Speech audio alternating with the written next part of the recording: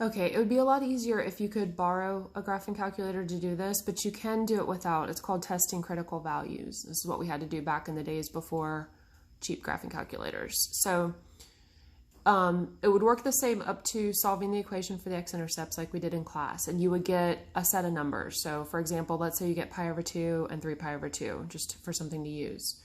You would put all of those x-intercepts on a number line with 0 and 2 pi, because that's your starting and ending. And so you put them all on a number line. And then what you have to do, since you don't have a graph to look at above or below, you're going to test a point in each space to see if it's positive or negative. So for example, between 0 and pi over 2, you could test pi over 4. Pi over 4 is between 0 and pi over 2. So to test that, you would put that back into the original function and see if it's positive or negative. Okay, and then you would mark that. So let's say that one came out positive. And then here you would have to test something between pi over 2 and 3 pi over 2. So let's say you test pi. And you would decide it, you plug that back in, see if it comes out positive or negative, and you'd mark that there.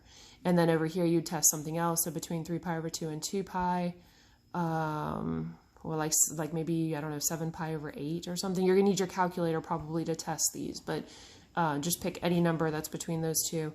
So you could test 7 pi over 8. No, I'm sorry. That would have to be 7 pi over 4 is what I meant there. Or 16 pi over 8. Anything in the fourth quadrant over here. So you would test a number that's between there, and then you would mark that.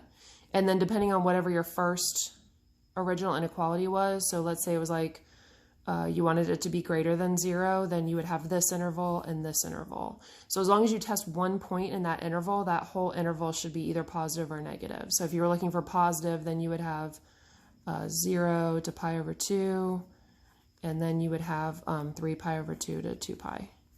So you would just have to test a value in that range to see if it comes out positive or negative rather than looking at the graph.